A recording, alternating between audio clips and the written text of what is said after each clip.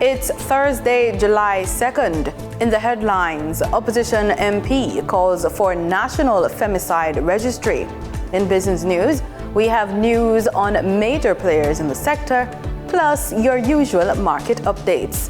Regionally, Trinidad and Tobago analysts call for Caricom governance reform. And in sports, Jamaica's under-20 team continues CONCACAF preparations amid financial constraints. This is the news on PBC Jamaica. I'm Simone Absalom Gale.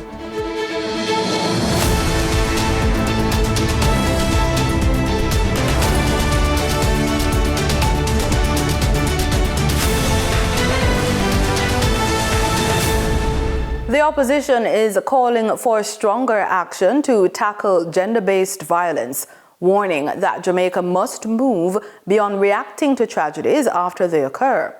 Speaking in the sectoral debate, opposition spokesperson on gender, the elderly and persons with disabilities, Joyce Denise Daly, urged the government to establish a national femicide registry and strengthen protections for women and girls. Here's more in this report from Danita Rodney. Opposition spokesperson on gender, the elderly, and persons with disabilities, Joyce Denise Daly, says Jamaica must treat femicide as a distinct crime rather than another homicide. Speaking in Parliament, she argued that women are often killed after reported patterns of domestic abuse, making early intervention critical.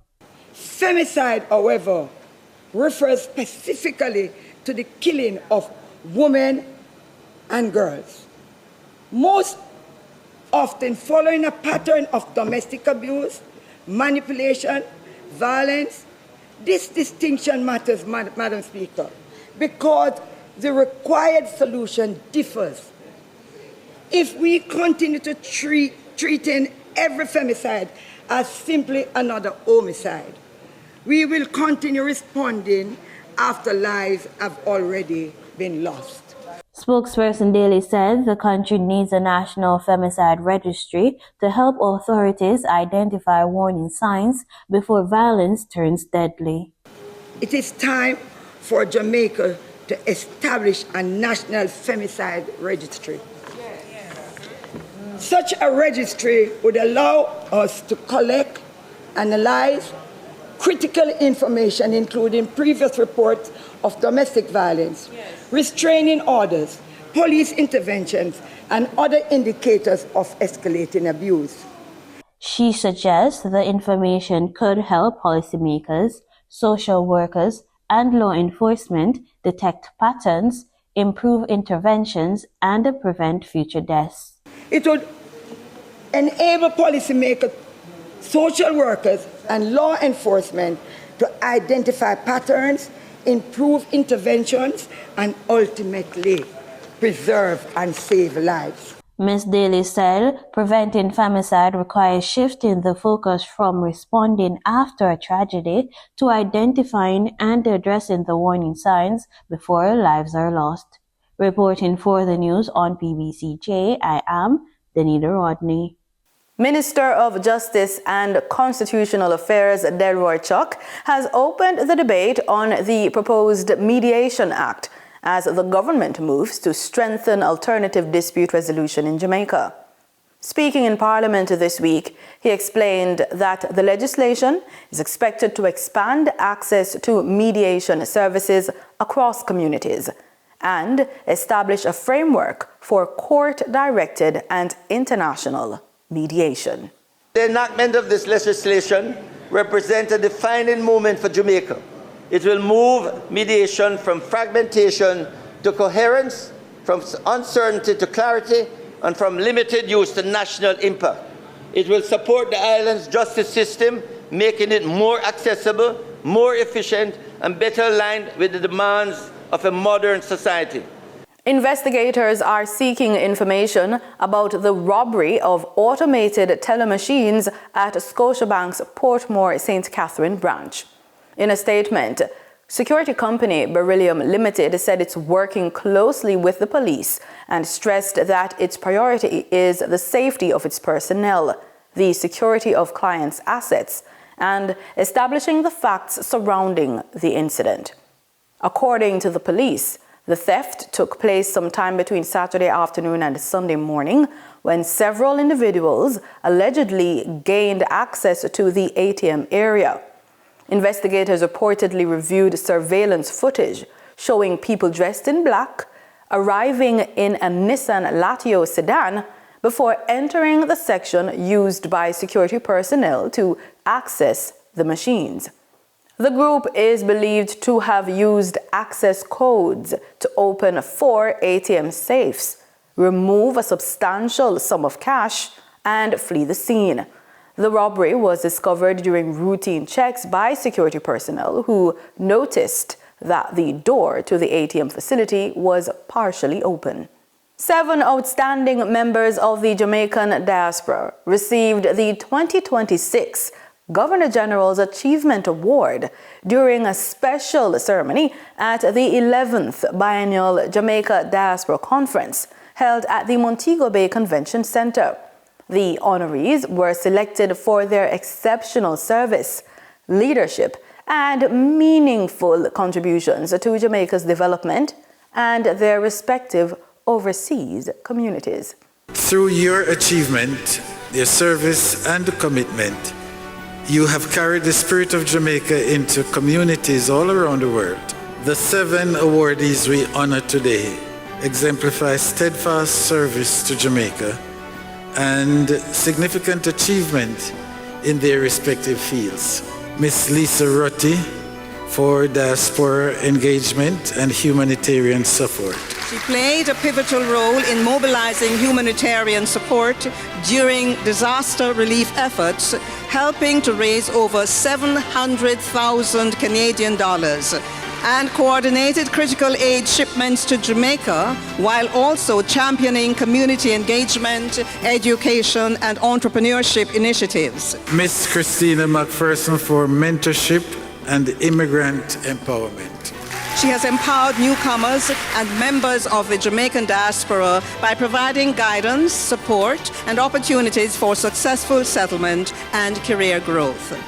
Mr. Carl Samuels for preserving Caribbean heritage and strengthening communities. For over 14 years, he has selflessly invested his time, resources, and effort to preserve cultural identity, promote mentorship, and create opportunities for intergenerational management, engagement, and empowerment. His impactful leadership in organizing Wolverhampton's Hurricane Melissa Relief Appeal, which provided critical assistance to more than 800 families in Jamaica, highlights his commitment to humanitarian service and community development.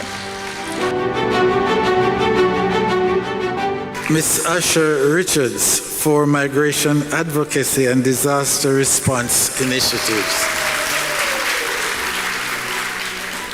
Dr. Richard White for advancing education and access to social services. As a youth changemaker with the International Organization for Migration, she successfully advocated for greater Caribbean representation in migration discussions and highlighted the challenges faced by Jamaicans displaced by Hurricane Melissa. Her leadership translated advocacy into action by facilitating partnerships that secure temporary housing assistance for displaced educators and their families, demonstrating her commission, resilience, and commitment to serving vulnerable communities. Through his leadership, he has advanced educational opportunities, empowered individuals, and championed initiatives that improve access to essential social services for underserved populations. His dedication to community upliftment, resilience, and transformative leadership has made him an inspiring figure within the Jamaican diaspora and a deserving recipient of the 2026 Governor General's Diaspora Achievement Award. Dr. Sandra Colley-Durand for significant contributions to diaspora mentorship and youth development. Through her leadership as Vice Chair of the Global Jamaica Diaspora Council and founder of the Jamaica Diaspora Mentorship Academy, she has created meaningful opportunities for mentorship, education, and personal growth for young Jamaicans in numerous countries. Her decades of dedicated service, humanitarian leadership, and tireless efforts to strengthen diaspora connections have left a lasting legacy of empowerment, resilience, and community upliftment. And Dr. Nicolene Johnson for strengthening trade, educational exchange, and cultural cooperation between Jamaica and China. As the first Jamaican to earn both a master's and a PhD from a Chinese university, she has dedicated nearly 3 decades to strengthening trade, cultural exchange, and educational opportunities between Jamaica, the Caribbean, and China. She has created lasting economic and social impact while proudly advancing Jamaica's presence on the global stage.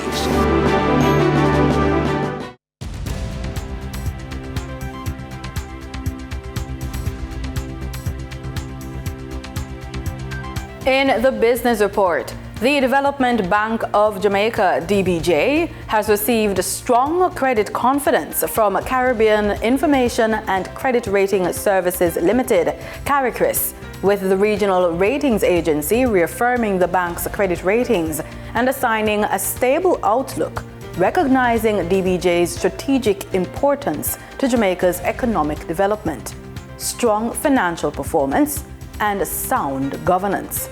The Jamaica Stock Exchange has suspended trading in the shares of 2 junior market companies for failing to submit their audited financial statements.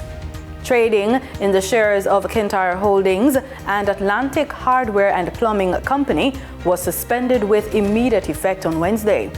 The JSE says both companies have failed to submit their audited financial statements for the year ending December 31, 2025, which were due on March 31 of this year.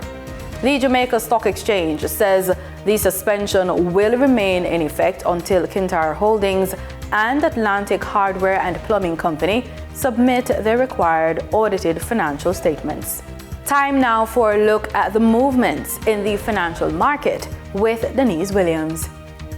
For the trading period of July 1, 2026, the most actively traded securities were Wigton Energy Limited with 11,465,698 units, representing 40.27% of market sales activities.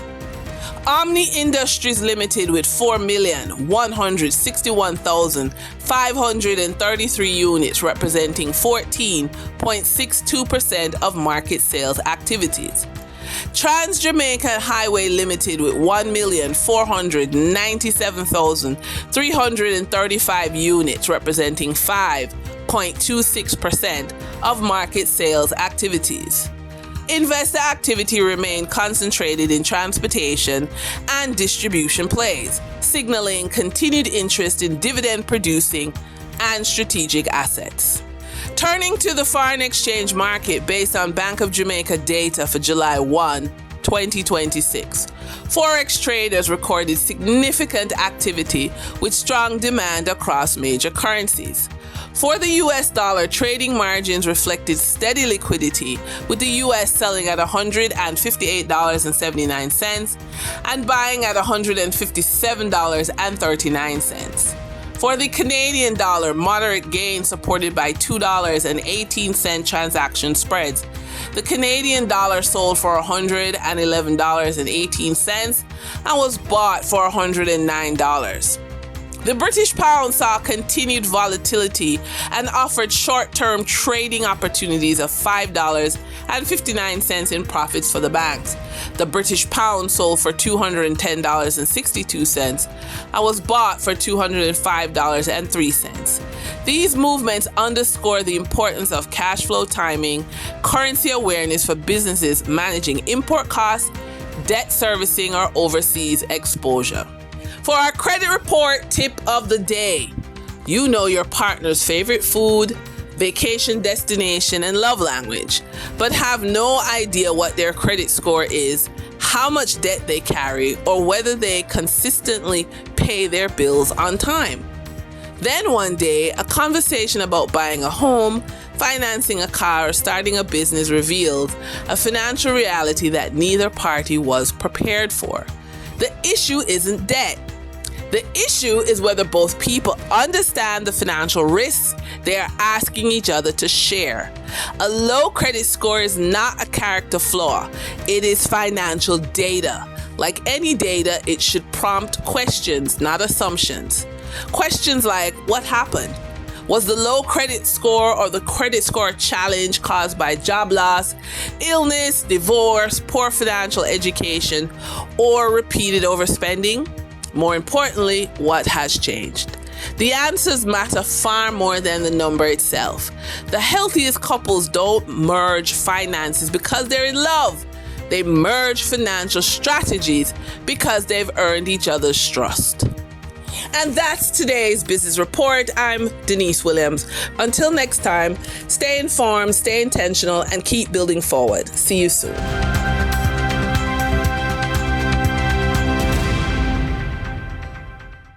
In regional news, questions are continuing to swirl over the leadership of Caricom, with a political analyst calling for greater transparency in the regional body's decision-making. The concerns center on the reappointment of Secretary General Dr. Carla Barnett, which critics argue may not have followed proper governance procedures. Trinidad and Tobago has since indicated it will not recognize Dr. Barnett's appointment after August 2026. Here's more from TTT News' Sunil Lala. Pointing to the February reappointment of Dr. Carla Barnett to a second 5-year term as Caricom Secretary General, political scientist Professor Hamid Ghani described the vote as problematic. He referenced a 48-page constitutional opinion by UWI law professor Rajendra Ramlogan, which concludes that there may be strong legal grounds to challenge the validity of the reappointment before the Caribbean Court of Justice. The governance issues, how the organization governs itself, is something that I think the whole Carla Barnett episode has forced Caricom to look at itself and how it governs itself. And do you do something as prominent as reappointing a Secretary General without some kind of formal agenda item and a confession that the matter was never on the agenda, but you still went ahead and had a little meeting in Nevis and you appointed, reappointed a Secretary General. TNT's delegation was absent for the vote at the 50th regular meeting of the Conference of Heads of Government in St. Kitts in February, leaving the country unrepresented during a key decision. Professor Ghani questioned CARICOM's level of engagement. Is that the way that we, as Caribbean people, want our premier regional organization, CARICOM, to conduct its affairs? I mean, the Organization of American States, United Nations, NATO, many of these large organizations, the European Union, whichever organization you want to take, they do not appoint their premier leadership in this kind of offhanded manner and behind closed doors. He maintained that CARICOM must adopt a more professional and transparent approach to governance. I think it's murky, it's not a good look, and it doesn't augur well if that's how we are going to run our governance affairs in CARICOM. We need to operate in a very professional, upfront and straightforward manner, not in the manner in which this was done back in February. And February really was a very awkward situation, and it created a lot of disenchantment on all sides. And I think that CARICOM needs to clean up its act where that is concerned at this meeting. Prime Minister Kamla Persad-Bissessar has since indicated that Trinidad and Tobago will not recognize Dr. Barnett as Secretary General after August 2026.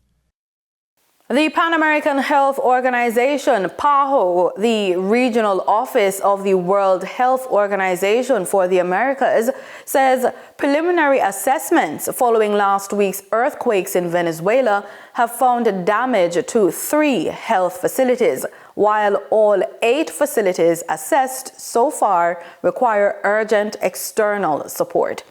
In a situation report number 3 covering information up to June 30, PAHO said 2 emergency medical teams, Samaritan's Purse and Lithuanian Emergency Medical Team, are now operating in La Guardia, with additional teams preparing for deployment. PAHO also reports that it has delivered 2.18 metric tons of medical supplies and received a further 3.8 metric tons of humanitarian assistance in Caracas from its strategic stockpile in Panama.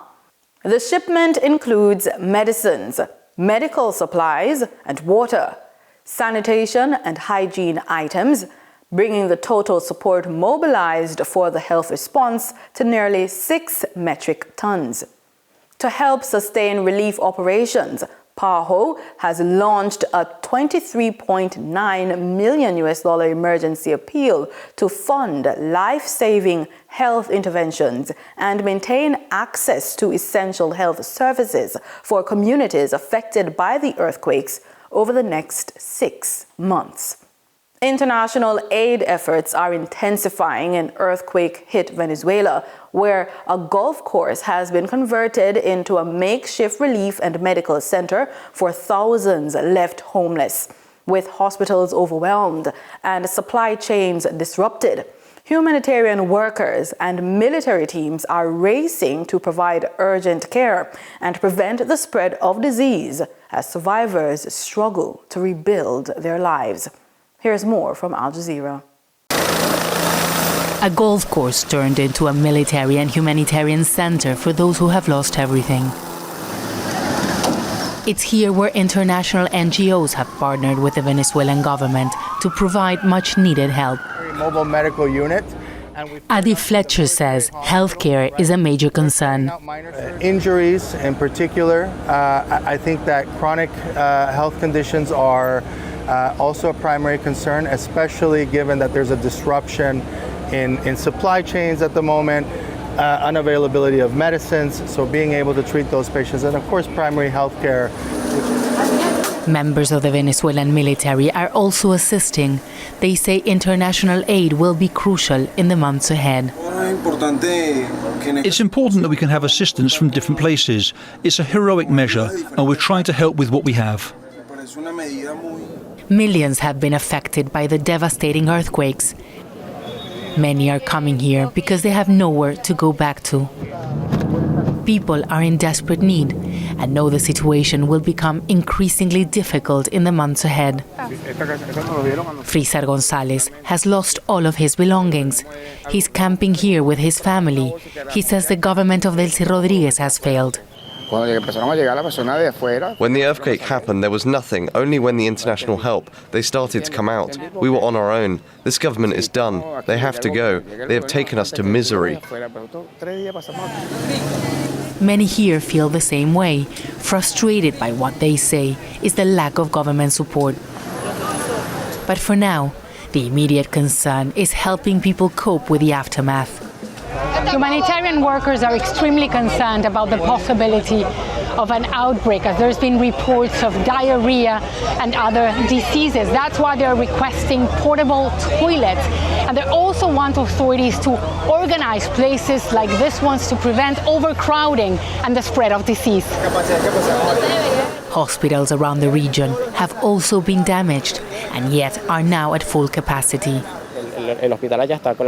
The hospitals have collapsed, and where I come from, it's not even in La Guaira, which could be justified. I came because I wanted to help, but the organization here has not been good. In a country already burdened by years of hardship, the earthquakes have left many with one more loss to carry. Lives forever changed, millions of people forced to begin again. Teresa Bo, Al Jazeera, La Guaira, Venezuela. In sports, we look to football. Jamaica's under-20 head coach, Rudolph Austin, says the young Reggae Boys are continuing their preparations for the CONCACAF Under-20 Championship, despite limited opportunities for international practice matches. The tournament, which runs from July 25 to August 9, will serve as the final phase of qualification for the FIFA Under-20 World Cup. Austin said financial constraints within the Jamaica Football Federation have made it difficult to arrange overseas warm-up games, leaving the team to rely largely on local opposition as they build toward the competition.